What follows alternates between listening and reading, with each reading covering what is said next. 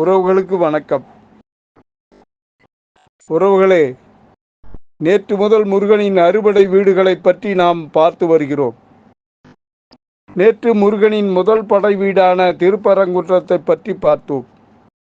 இன்று இரண்டாவது படை வீடாக நாம் பார்க்க இருப்பது திருச்செந்தூர் சுப்பிரமணிய சுவாமி திருக்கோயில்.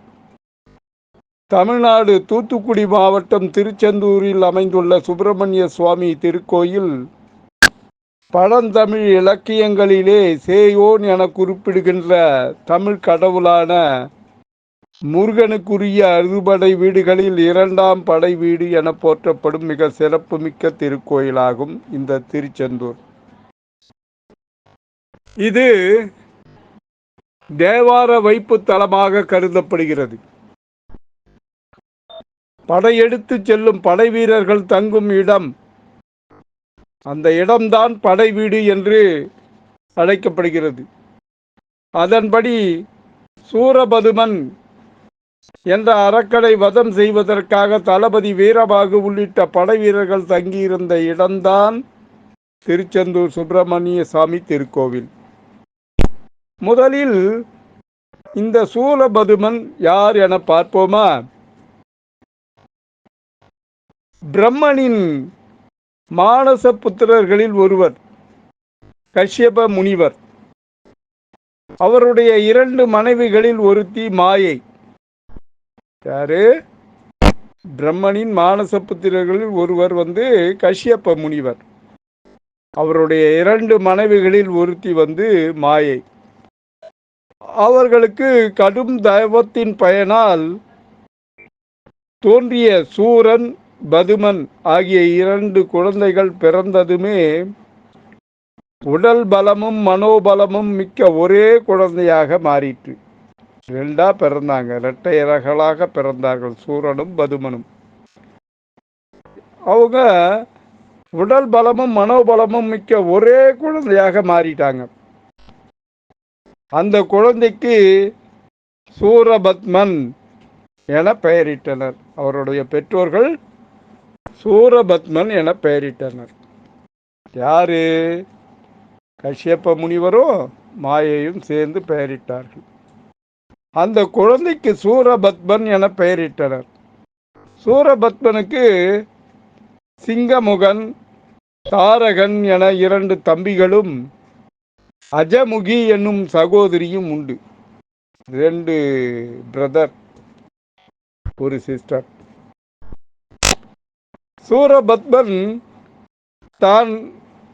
சூரபத்மன் தான் உலகில் எவருமே அடையாத நிலையை பெற வேண்டும் என்று பேராசை கொண்டு 64 கலைகளையும் கற்று தேர்ச்சி பெற வேண்டும் என்றும்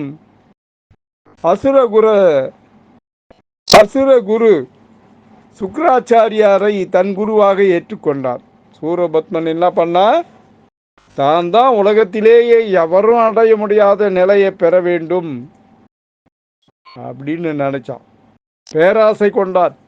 அதற்காக 64 கலைகளையும் கற்றுக்கொண்டான் அவன். அதற்காக என்ன பண்ணா? அசுரகுரு சுக்ராச்சாரியாரை தன் குருவாக ஏற்றுக்கொண்டான். உச்சபட்சமாக மூவுலகையும் வென்று சிவனாருக்கு சமமான பதவியை பெற வேண்டும் என்று ஆசை கொண்டான். உலகத்தையும், பூமியையும் வானுலகையும் பாதாள லோகத்தையும் உலகத்தையும் அடக்கி ஆளணும் அப்படின்னு சூரபத்மன் பேராசை கொண்டார். எந்த சக்தியாலும் அழிவு வராமல் மரணமில்லா பெருவாழ்வை அடைய வேண்டும் என வெறி கொண்டு செயல்பட்டார். எல்லா அசுரனும் என்ன பண்றாங்க? மரணமில்லாத பெருவாழ்வு வாழணும் தான் நினைக்கிறாங்க. ஆனா அவங்க மரணம் சீக்கிரமா நிகழுது.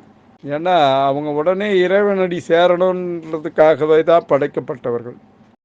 எனவே மகேஸ்வரன் குறித்து கடுந்தவம் இருந்தான் அந்த சூரபதுமன். பல காலம் தவம் புரிந்தும் சிவபெருமான் தோன்றாமல் போகவே தன் அங்கங்களை துண்டு துண்டாக அறுத்து வேள்வியில் சமர்ப்பித்தான். வேள்வி நடத்தினான். தன் அங்கங்களை கை, கால், தலை, உடம்பு எல்லாத்தையும், தலை வந்து கடைசியாக தான், கை, கால், உடம்பு எல்லாத்தையும் வெட்டி வெட்டி அந்த சிதையில் வேள்வியில் சமர்ப்பித்தார். இறுதியில் தன் சிரத்தையே அறுத்து சிவார்ப்பணம் செய்ய முயன்றபோது கடைசியில் என்ன பண்ணா, தன்னுடைய சிரம் தலையையே வெட்டி அந்த வேள்வியில் போடணும்னு முற்பட்ட போது சிவபெருமான் தோன்றி சூரபத்மன் வேண்டிய வரங்களை அருளினார். கடைசியான ஆயுதம் என்னடான்னா, தன்னுடைய தலையை வெட்டி அந்த வேள்வியில் போடுவோம், இப்போவாது சிவபெருமான் வருவாரா அப்படின்னு பார்த்தா வந்துட்டாரு. கேட்ட வரத்தையும் கொடுத்துட்டார். இந்திராதி தேவர்களையும் அகில உலகங்களையும் ஆளுகின்ற வல்லமை வேண்டும் என்று வரம் கேட்டான். தேவர்களெல்லாம், இந்திராதி தேவர்களெல்லாம் அகில உலகங்களையும் ஆளுகிற வல்லமை வேண்டும் என்று வரம் கேட்டான் சூரபத்மன். அதாவது இரண்யன் வரம் கேட்டது போல் படைக்கப்பட்ட உயிர்கள் அல்லது விலங்கினங்களால் தோற்றுவிக்கப்பட்ட ஆயுதங்கள் ஆகிய எவற்றாலும் தனக்கு மரணம் நிகழக்கூடாது என்று வரம் கேட்டான். இரணியம் கேட்டான் இல்லையா, அந்த மாதிரி இந்த சூரபத்மனும் வரம் கேட்டான். தன் உடலில் இருந்து சிந்துகின்ற உதிர துளிகளெல்லாம் அரக்க சக்தியாக உருவாகி தன்னை காக்க வேண்டும் என்று இந்த சூரபத்மன் வரம் கேட்டான். இரணியன் வந்து என்ன பண்ணா, விலங்கினங்களால தோற்றுவிக்கப்பட்ட ஆயுதங்களாலும் மனிதனாலும் மரணம் நிகழக்கூடாதுன்னு கேட்டான்.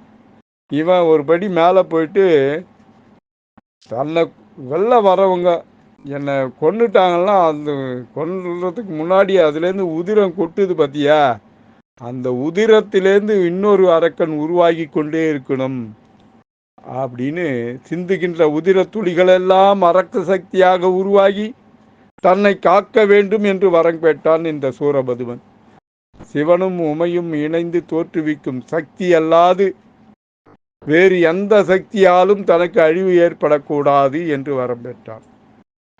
சிவனே, நீயும் பார்வதியும் உங்க மூலியமா வர குழந்தைதான், வாரிசு தான் எனக்கு வந்து என்ன கொல்லணுமே தவிர வேற யாராலையும் எனக்கு மரணம் இருக்கக்கூடாதுன்னு வரம் பெற்றான்.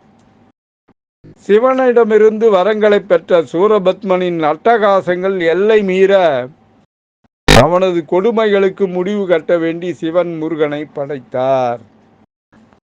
தனது நெற்றிக்கண்ணிலிருந்து 6 தீப்பொறிகளை படைத்த சிவன் அந்த தீக்கதிர்களை கங்கை ஆற்றில் சேர்க்க வாயுவை பணித்தார்.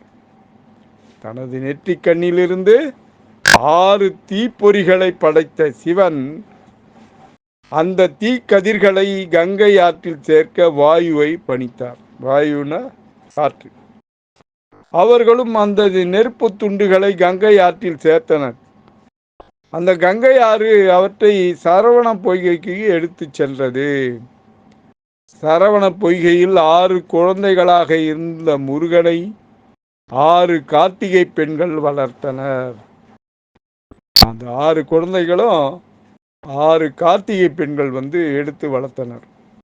இந்த 6 குழந்தைகளையும் அன்னை பார்வதி தேவி ஒரே குழந்தையாக மாற்றினார்.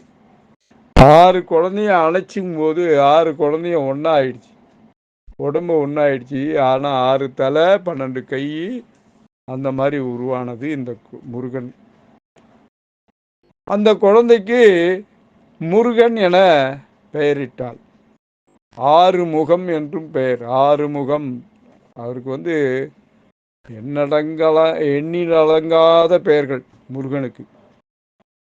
அதுல முதல் பெயர் வந்து முருகன். இந்த சமயத்தில் சூரபத்மன் அளவிலாத கொடுமைகளை செய்து கொண்டிருந்தான். அவனை வதம் செய்ய முடிவு செய்த சிவபெருமான் முருகனை தனது படைகளுக்கு தளபதியாக நியமித்தார். அன்னை பார்வதி முருகனுக்கு ஒரு வேலினை அளித்தாள். தனது சக்தியை அதில் உருவேற்றி அதனை முருகனுக்கு ஆயுதமாக அளித்தாள் பார்வதி அன்னை. வேல் ஒன்று கொடுத்தா முருகனுக்கு. அந்த வேலில் தன்னுடைய சக்திகள் அனைத்தையும் அது உள்ள புகுத்தி, இந்த வேலை எடுத்துன்னு போ, அந்த சூரபத்மனை கொன்று வா அப்படின்னு சொல்லிட்டு வேலை கொடுத்தான். முருகன் வேலோடும் படையோடும் சூரபதுமனை அழிக்க புறப்பட்டார். முதலில் சிங்கமுகனையும் தாரகாசூரனையும் அழித்தார். சிங்கமுகன் யாரு? சூரபதுமனுடைய தம்பி. தாரகாசூரனும் தம்பி. இவங்க 2 பேரையும் முதல்ல சண்டைக்கு வந்தாங்க. அண்ணன் வரதுக்கு முன்னாடி தம்பிங்க சண்டைக்கு வந்தாங்க. வந்த உடனே அவங்கள அழித்தார் முதல்ல. இறுதியில் சூரபதுமனை அழித்தார். சூரபத்மனை அழிக்கிறதுக்கு அது ஒரு தனி கதையே இருக்கு. அதை எடுத்து சொன்னோம்னா நிறைய போகும். அது பின்னாடி நம்ம தனியா பார்க்கலாம். இறுதியில் சூரபத்மனை அழித்தார். தோல்வியை ஏற்காத சூரபத்மன் ஒரு மரமாக மாறினான். முருகன் அந்த மரத்தை தனது வேல் கொண்டு 2ஆக பிளந்தார். பிறக்கும் தருவாயில் சூரபத்மன் தனது உடலின் ஒரு பகுதி மயிலாகவும் மற்றொரு பகுதி சேவலாகவும் மாறி அவை முருகனின் வாகனமாகவும் கொடியாகவும் திகழ வேண்டும் என வரம் கேட்டான் முருகனிடம். முருகனும் அவ்வனமே வரம் வழங்கினார். இந்த போர் நடந்த நாட்களே சஷ்டி விரத தினங்களாக அனுசரிக்கப்பட்டு முருகன் சூரனை வதம் செய்த நாளன்று முருகன் கோவில்களில் பொம்மை அசுரனை எரிக்கும் சூரசம்ஹார நிகழ்வு நடைபெறுகிறது இப்போதும். இனி கோயிலோட தகவல்களை பார்ப்போமா? கட்டிடக்கலையும் பண்பாடும் கட்டிடக்கலை அமைப்பும். பாண்டிய மன்னனோட கட்டிடக்கலை. பழமையான கோயில். தூத்துக்குடி மாவட்டத்தில் மன்னார் வளைகுடா அண்டி அமைந்துள்ள இக்கோயில் சென்னையிலிருந்து 600 கிலோமீட்டர் தொலைவில் உள்ளது. சங்க இலக்கியங்களில் சிலப்பதிகாரத்திலும் குறிப்பிடப்பட்டுள்ள இக்கோயில் 2000-3000 ஆண்டுகள் வரை பழமை கொண்டதாக கருதப்படுகிறது. முருகப்பெருமானுக்கு கடற்கரை ஓரத்தில் அமைந்துள்ள ஒரே ஒரு கோயில் இதுதான். இந்த கோயில் அமைந்துள்ள இடம் திருச்சீரலைவாய் என்று இதற்கு முன்னர் அழைக்கப்பட்டது. கந்த சஷ்டி விழாவின் போது கடைசி நாளில் தங்கள் ஊர் பெண்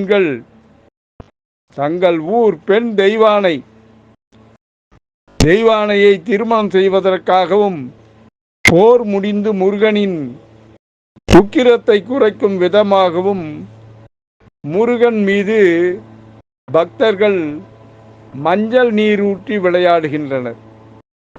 அவருடைய உக்கரத்தை குறைக்கிறதுக்காக முருகன் மீது மஞ்சள் நீர் ஊற்றி விளையாடினார்கள். ஏன்னா இந்த கடைசி நாளில் அந்த சூரபதுமனை கொன்ற நாளில் அவர் உக்கரத்தோடு இருக்கார். அதுக்கப்புறம் திருமணம் செய்வதற்காக, உக்கரம் குறைஞ்சாதானே திருமணம் செய்ய முடியும், தெய்வானையே திருமணம் பண்ணுறார். அந்த திருமணம் செய்வதற்காக உக்கரத்தை குறைக்கும் விதமாகவும் முருகன் மீது பக்தர்கள் மஞ்சள் நீர் ஊற்றி விளையாடுகின்றனர். வியாழ பகவான் முருகனிடம் தனக்கு காட்சி தந்த இவ்விடத்தில் எழுந்தருளும்படி வேண்டிக் கொண்டார். வியாழ பகவானுக்கு முருகன் அந்த இடத்துல தான் காட்சி தந்தார். அதனால இதே இடத்துல எழுந்தருளும்படி வியாழ பகவான் கேட்டுக்கொண்டார். அதன்படியே முருகனும் இங்கே தங்கினார். பின்பு வியாழ பகவான் விஸ்வகர்மாவை அழைத்து இங்கு ஒரு கோவில் எழுப்பினார். முருகன் சூரனை வெற்றி பெற்று ஆட்கொண்டதால் இவர் ஜெயந்திநாதர் என அழைக்கப்படுகின்றார். பிற்காலத்தில் இப்பெயரே செந்தில்நாதர் என மருவியது. தலமும் திருஜெயந்திபுரம், ஜெயந்தின்னா வெற்றி, திருச்செந்தூர் என்று மருவியது. பின்னாடி திருச்செந்தூர், ஜெயந்திபுரம், திருஜெயந்திபுரம் வர வர பேர் மருவி திருச்செந்தூர் என மருவியது. கோவிலோட அமைப்பு. முருகனுக்குரிய அறுபடை வீடுகளில் 6 படை வீடுகளில் திருச்செந்தூர் மட்டுமே கடற்கரையிலும் பிற 5ம் மலக்கோயிலாகவும் அமைந்துள்ளது. 157 அடி உயரம் கொண்ட இக்கோயிலின் கோபுரம் 9 தளங்களை கொண்டதாக அமைந்துள்ளது. முருகப்பெருமான் சூரனை ஆட்கொண்ட பின்பு தனது வெற்றிக்கு நன்றி தெரிவிக்கும் விதமாக சிவபூஜை நடத்தினார், சிவபூஜை செய்தார். திருமுருகன் சூரனை வதைத்த முருகன் 4 கைகளுடன் சிவபூஜை செய்து ஜடாமுடியுடன் தவக்கோலத்தில் இருக்கின்றார். அவரின் தவத்தை கலைக்கக்கூடாது, கலைந்து விடக்கூடாது என்பதற்காக அவருக்கென்று தனி பிரகாரம் கிடையாது. மூலவர் தெற்கு நோக்கி இருக்கின்றார். இந்த கோயிலிலேயே முருகன் வலது கையில் தாமரை மலருடன் அருளுகின்றார். தலையில் சிவயோகி போல ஜடாமகுடமும் தரித்திருக்கிறார். இவருக்கு இடது பின்புற சுவரில் ஒரு லிங்கம் இருக்கிறது. ஸ்ரீ சண்முகர் சந்நிதியிலும் சுவாமிக்கு பின்புறமும் லிங்கம் இருக்கிறது. இவ்விரு லிங்கங்களும் இருளில் உள்ளதால் தீபாராதனை ஒளியில் மட்டுமே அந்த லிங்கங்களை காண முடியும். இது தவிர முருகன் சன்னதிக்கு வலப்புறத்தில் பஞ்சலிங்க சன்னதியும் இருக்கிறது. இவர்களை மார்கழி மாதத்தில் தேவர்கள் வந்து தரிசித்து செல்வதாக ஐதீகம். திருச்செந்தூரில் முருகன் சந்நிதியின் மேற்கு திசையில் ராஜகோபுரம் இருக்கிறது. முருகப்பெருமான் இத்தலத்தில் கடலை பார்த்தபடி கிழக்கு நோக்கி காட்சியளிக்கிறார். பிரதான கோபுரம் சுவாமிக்கு எதிரே, அதாவது கிழக்கு திசையில் தான் அமைந்திருக்க வேண்டும். ஆனால் அந்த பகுதியில் கடல் இருப்பதால் மேற்கில் கோபுரம் கட்டப்பட்டுள்ளது. முருகன் மூலஸ்தானத்தின் பீடத்தை விட இக்கோபுர வாசல் உயரமாக இருப்பதால் எப்போதும் அடைக்கப்பட்டே இருக்கிறது. கந்த சஷ்டி விழாவில் முருகன் திருக்கல்யாணத்தின் போது இரவில், அதாவது நள்ளிரவில் ஒரு நாள் மட்டும் இந்த வாசல் திறக்கப்படும். அவ்வேளையில் பக்தர்கள் உள்ளே செல்ல அனுமதி கிடையாது. கோயில் திறக்கும் நேரம் அதிகாலை 5 மணி முதல் இரவு 9 மணி வரை கோயில் நடை திறந்திருக்கும். பங்குனி உத்திரம், திருக்கார்த்திகை, வைகாசி விசாகம், கந்தசஷ்டி, முருகத்தலங்களில் கந்தசஷ்டி விழா 6 நாட்கள் திருவிழாக்கள் நடக்கும். சில தலங்களில் சஷ்டிக்கு மறுநாள் முருகன் திருக்கல்யாணத்துடன் சேர்த்து 7 நாட்கள் நடத்துவர். ஆனால் திருச்செந்தூரில் கந்தசஷ்டி முதல் 6 நாட்கள் சஷ்டி விரதம், சூரசம்மாரம், 7ஆம் நாளில் முருகன் தெய்வான திருக்கல்யாணம், அடுத்த 5 நாட்கள் சுவாமிக்கு திருக்கல்யாண கோலத்தில் ஊஞ்சல் சேவை என இவ்விழா 12 நாட்கள் கொண்டாடப்படுகிறது. அருணகிரிநாதர் பாடல் இக்கோயில் குறித்தும், அருணகிரிநாதர் இந்த கோயிலை குறித்தும் முருகப்பெருமானை குறித்தும் அருணகிரிநாதர் பாடல் ஏற்றுள்ளார். சிவதலத்திற்குரிய அனைத்து மூர்த்தங்களும் இக்கோயிலில் உள்ளன. கருவறைக்குள் முருகன் பூஜித்த சிவலிங்கமும் அதன் பின்புறத்தில் பஞ்சலிங்கங்களும் உள்ளன. திருச்செந்தூர் முருகன் கோவிலின் சிறப்பு என்னன்னா, அங்க பிரசாதமாக வழங்கப்படுகிற விபூதி இலை பிரசாதம், அதாவது பன்னீர் இலையில் விபூதியை வைத்து வழங்குவதுதான் இது. இதற்கு பேரு விபூதி இலை பிரசாதம் பேரு. இதை கடைசியில் கோவில் நிர்வாக அலுவலகத்தில் வாங்கிக் கொள்ளலாம். எந்த கோவிலிலும் இப்படி பன்னீர் இலை விபூதி பிரசாதம் வழங்குவது இல்லை. திருச்செந்தூரில் மட்டுமே இது நடைபெறுகிறது. அதாவது ஆதிசங்கரர் இந்த இலை விபூதியை உண்டு தன்னுடைய காச நோயை நீக்கி கொண்டதாக ஐதீகம். அதனாலேயே அவர் சுப்பிரமணிய புஜங்கம் பாடியதாகவும் கூறப்படுகிறது. யாரே? ஆதிசங்கரர். இன்றும் இந்த விபூதி இலை தீராத பல நோய்களை தீர்க்கும் அருமருந்தாக விளங்கி வருகிறது. திருச்செந்தூர் செல்பவர்கள் இதை தவறாது பெற்று செல்வதை வழக்கமாக கொண்டுள்ளனர். திருச்செந்தூரில் நாழிக்கிணறு என்று ஒரு புண்ணியமான தீர்த்தம் சுப்பிரமணிய சாமி கோவிலில் அமைந்துள்ள தீர்த்தங்களுள் ஒன்றாகும். இந்த தீர்த்தத்தில் ஆண்டுதோறும் லட்சக்கணக்கானோர் நீராடுகின்றனர். இந்த நாழிக்கிணறு சூரபதுமன் அழிப்பதற்காக முருகப்பெருமான் தன் படைகளுடன் திருச்செந்தூரில் முகாமிட்டு இருந்தார் அல்லவா, அப்போது படை வீரர்களின் தாகத்தினை தீர்ப்பதற்காக தன் வேலினால் இந்த கிணற்றினை உருவாக்கியதாக புராணங்களில் கூறப்படுகிறது. இந்த தீர்த்தம் கடலுக்கு மிக அருகில் இருந்தாலும் இதன் நீர் இனிப்பு சுவை கொண்டுள்ளது. கடலுக்கு பக்கத்திலே இருந்தா உப்பு கரிக்கும் இல்லையா, ஆனால் உப்பு கரிக்கல. ஆனால் இந்த தண்ணி இனிப்பு சுவை கொண்டதாக இருக்கிறது. மேலும் இது அல்ல குறையாத நீர்நிலையாகவும் திகழ்கிறது. திருச்செந்தூர் நாழிக்கிணறு கடற்கரையின் நிலப்பரப்பிற்கு அடியில் உள்ள நீர் கடல் மண்ணினால் வடிக்கப்பட்டு ஓர்ப்பு நீர் நீங்கி இனிப்பு சுவையுடன் உருவெடுக்கிறது. குரு பகவான் சூரபதுமனையும் அவனது அராஜக ஆட்சியையும் அகற்ற அவனுடன் போர் புரிய தொடங்கினார் முருகன். இப்போரில் முருகப்பெருமானுக்கு பல ஆலோசனைகளை வழங்கியவர் யாருன்னா, தேவர்களின் தலைவனான குரு பகவான் தான். அந்த குரு பகவான் போரின் இறுதியில் சூரபதுமனை வதம் புரிந்த முருகன் இப்போரில் தன்னுடைய வெற்றிக்கு சிறந்த ஆலோசனைகளை வழங்கிய குரு பகவானை கௌரவிக்கும் விதமாக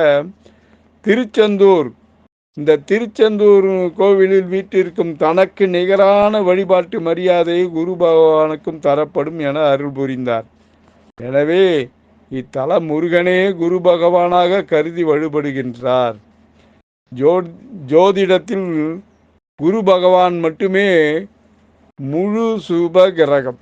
ஜாதகத்தில் குருவின் கோச்சாரம்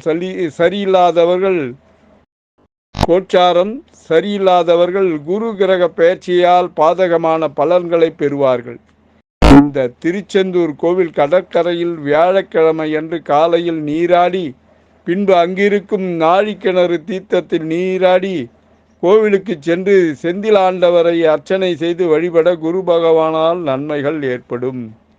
குரு கிரக பெயர்ச்சியால் கெடுதலான பலன் ஏற்பட இருந்தவர்களுக்கும் அந்த பாதிப்பு ஏற்படாமல் காக்கும்.